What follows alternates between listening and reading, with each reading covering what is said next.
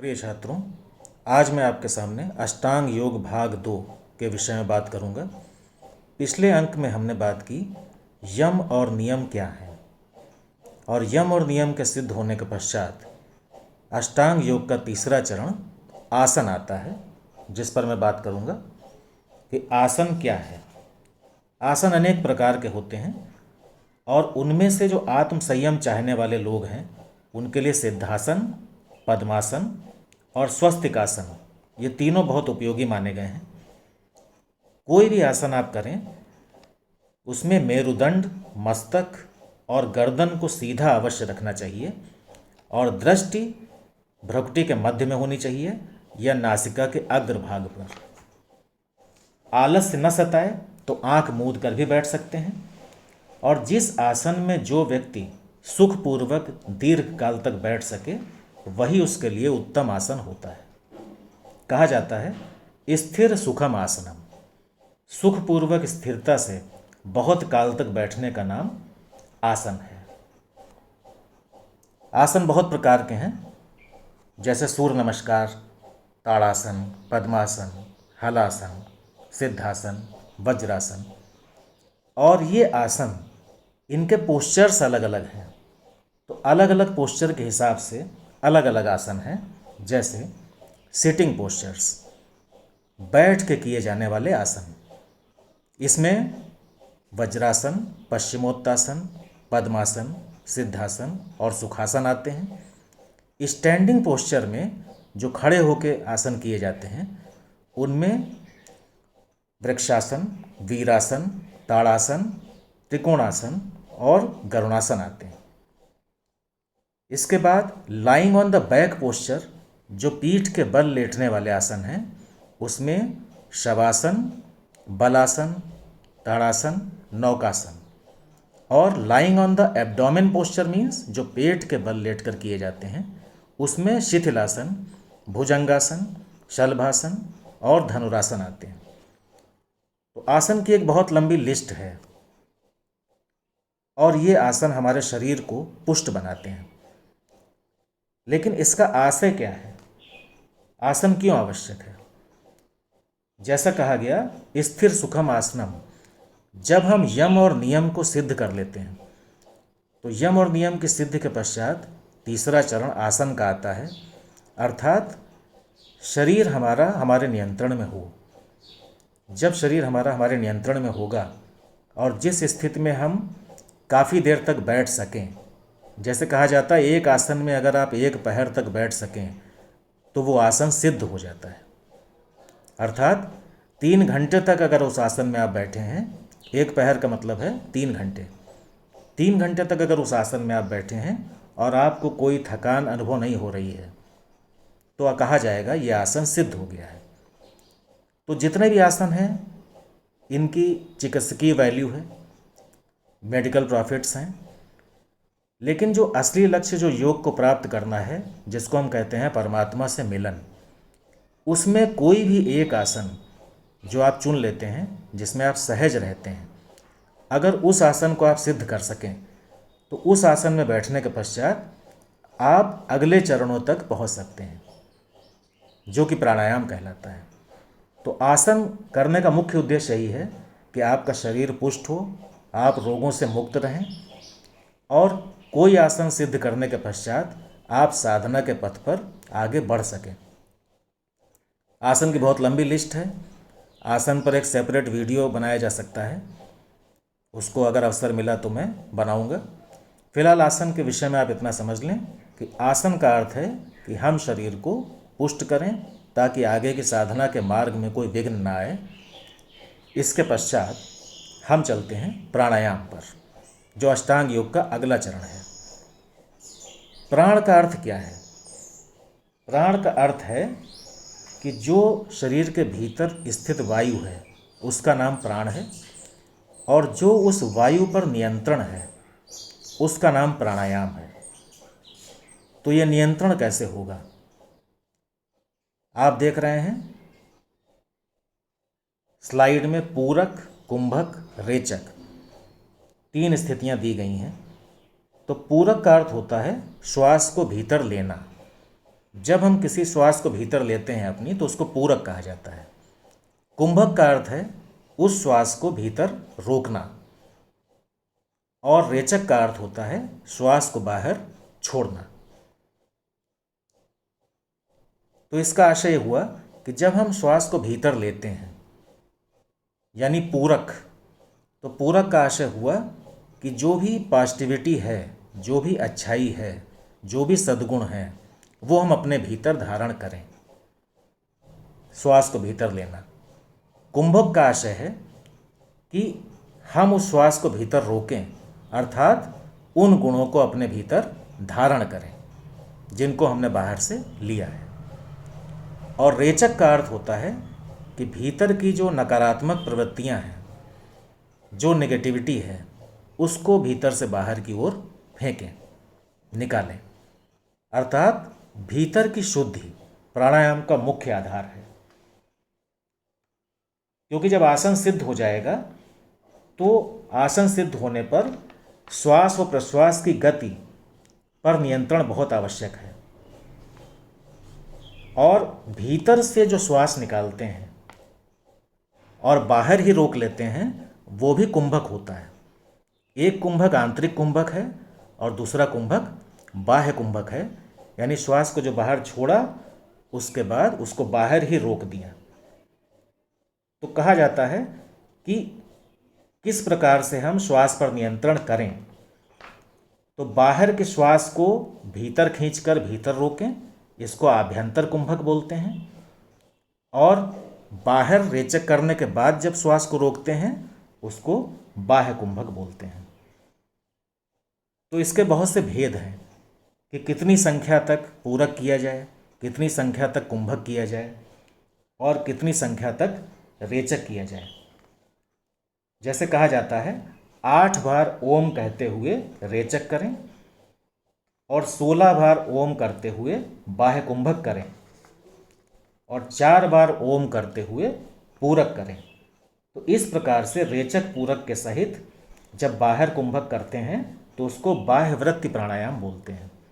यानी बाहर के श्वास को भीतर खींचकर भीतर रोकेंगे तो आभ्यंतर कुंभक होगा, अर्थात 4 बार ओम से पूरक करेंगे, 16 बार ओम कहते हुए कुंभक करेंगे और 8 बार ओम कहते हुए रेचक करेंगे। इस प्रकार पूरक और रेचक के सहित भीतर कुंभक करने का नाम आभ्यंतर वृत्ति प्राणायाम है। इसका आशय क्या है कि इन संख्याओं के आधार पर जब हम प्राणायाम करेंगे तो हम जहाँ पर चाहेंगे प्राणों को रोक लेंगे, प्राणों पर हमारा नियंत्रण बढ़ता चला जाएगा। जितनी संख्या और जितना काल पूरक में लगाया जाए उतनी संख्या और काल रेचक और कुंभक में भी लगा सकते हैं। तो ये एक बहुत ही गहन विषय है प्राणायाम का। तो छात्र इतना समझें कि प्राणायाम का अर्थ है कि जब प्राणायाम सिद्ध हो जाएगा तो विवेक ज्ञान को आवृत करने वाला जो पाप है, जो अज्ञान है, उसका क्षय हो जाएगा। अब प्राणायाम की सिद्धि से मन स्थिर होगा और उसकी धारणाओं से योग्य सामर्थ्य पैदा होगी। प्राणायाम बहुत प्रकार के हैं, जैसे डीप ब्रीथिंग है, गहरी श्वास को लेना और गहरी श्वास को छोड़ना। इसी प्रकार से अनुलोम विलोम, कपालभाति, भस्त्रिका, उज्जाई, भ्रामरी, शीतली, नाड़ी शोधन, इस प्रकार के बहुत से प्राणायाम हैं।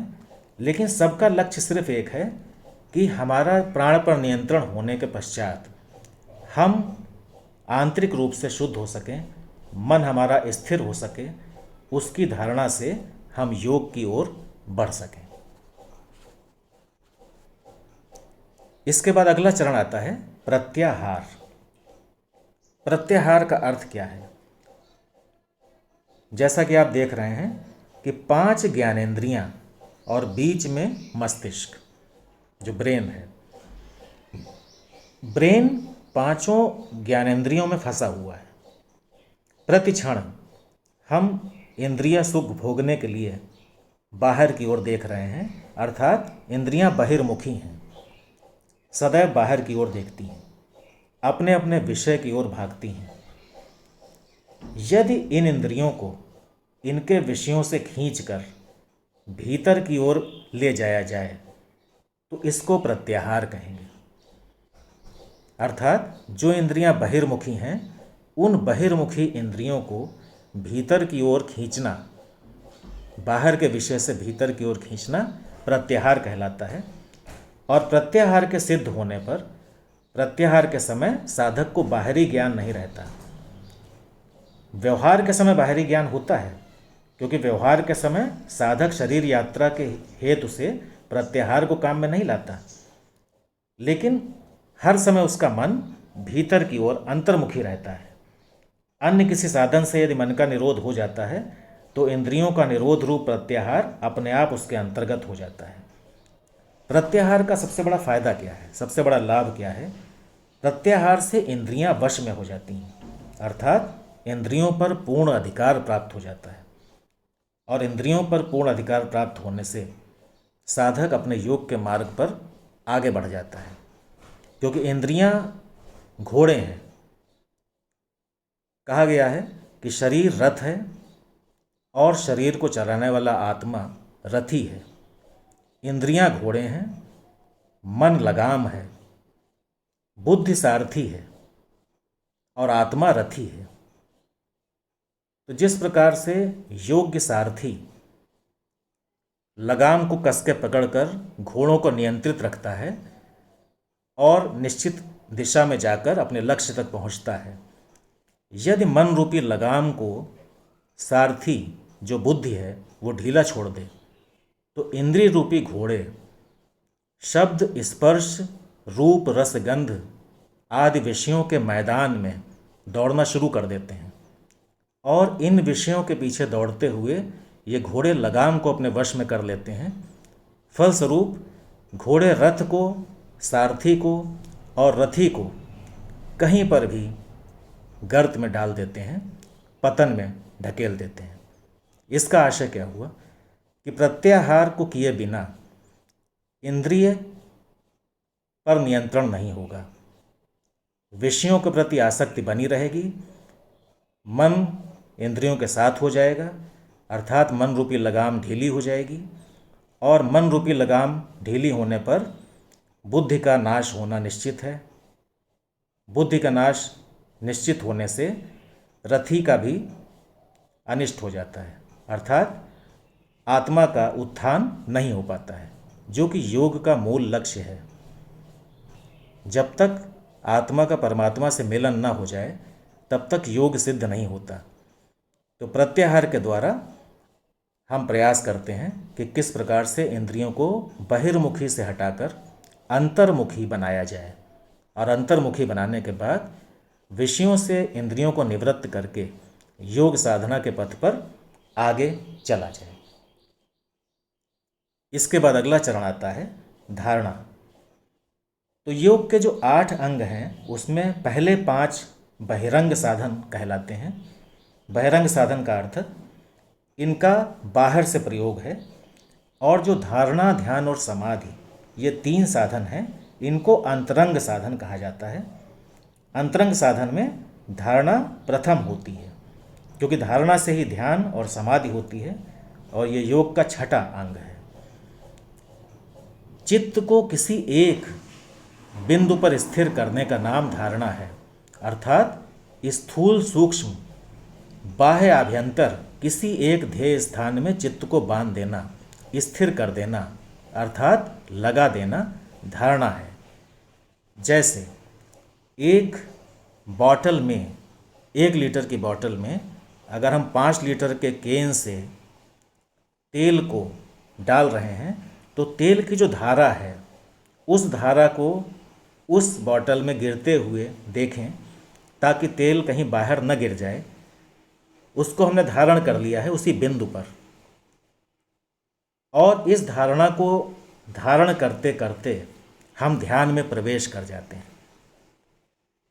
तो धारणा का अर्थ है कि बहुत सारी चीज़ें सामने हैं, लेकिन चित्त को एक बिंदु पर हमने स्थिर कर दिया है। एक बिंदु पर स्थिर करने पर धारणा सिद्ध हो जाती है, और धारणा सिद्ध हो जाने पर ध्यान में हम प्रवेश कर सकते हैं। अन्य विषयों से इंद्रियों को हटाकर एक परमात्मा में ही स्थित कर देना, एक बिंदु पर ही स्थित कर देना धारणा के भीतर आता है। धारणा के सिद्ध हो जाने पर हम ध्यान की अवस्था में पहुंचते हैं। ध्यान का अर्थ क्या है कि जो चित्त वृत्ति हमारी, उसकी जो एक तानता है, उसका नाम ध्यान है। चित्त वृत्ति का गंगा के प्रवाह की तरह या तेल की धारा की तरह अविच्छिन्न रूप से निरंतर ध्येय वस्तु में ही अनवरत लगे रहना ध्यान कहलाता है। अर्थात बाहर की दुनिया, बाहर का संसार हमारे दिमाग से हट गया है और हम एक रूप हो रहे हैं, ध्यान की ओर जा रहे हैं। ध्यान गहन होता चला जा रहा है। बाहरी विश्व से हमारा संबंध हट गया है और हम भीतर अपने अंदर ध्यान की अवस्था में गहराई से उतर रहे हैं। ये ध्यान हमें उस परमात्मा के नज़दीक ले जाने के लिए एक सीढ़ी है। इसी ध्यान की गहराई में उतरते उतरते ये ध्यान समाधि में कन्वर्ट हो जाता है। वो ध्यान ही समाधि हो जाता है।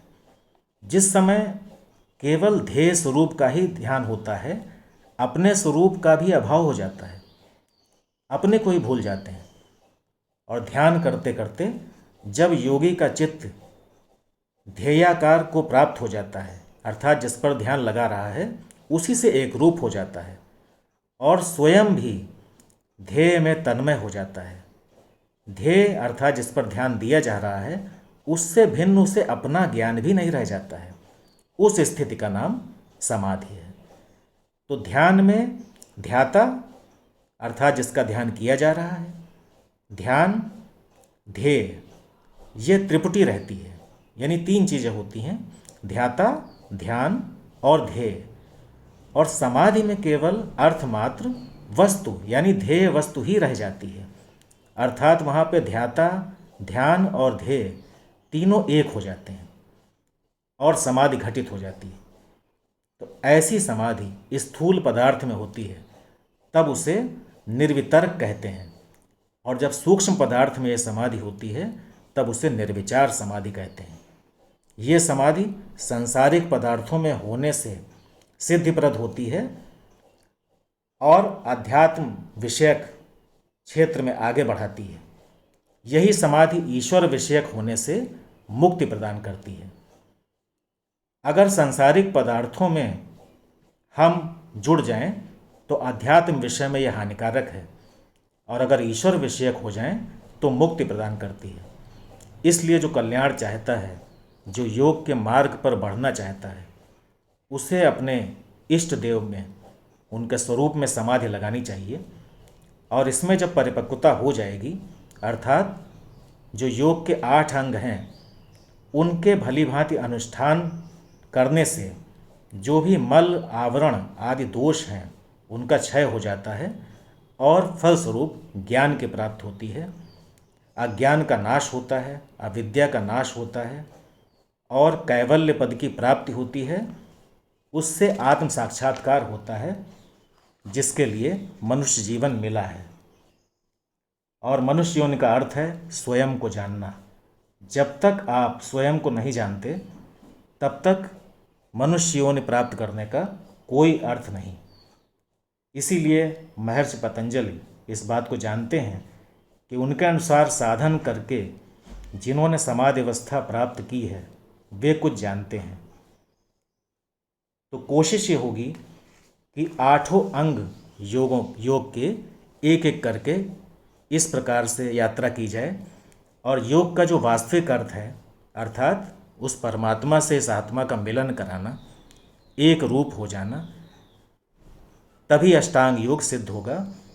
केवल आसन या प्राणायाम करने से योग सिद्ध नहीं होता है। चित्त की वृत्तियों का निरोध होगा। जब चित्त शांत रहेगा तो समाधि अवस्था में पहुंचना आसान होगा। इंद्रियां बहिर्मुखी ना होकर अंतर्मुखी रहेंगी। विषयों से आसक्ति खत्म होगी। बाहरी विषयों से इंद्रियों को खींच लिया जाएगा और ध्यान की अवस्था में पहुंचकर समाधि की स्थिति प्राप्त होगी, तब योग को सिद्ध माना जाएगा। इस प्रकार से यह अष्टांग योग महर्षि पतंजलि का समाप्त होता है। आप सभी योग के पथ पर अग्रसर हों, योग की वास्तविक अवधारणा को समझें। Wish you all the best. सभी का जीवन सफल हो, सभी सुखी हों, प्रसन्न हों।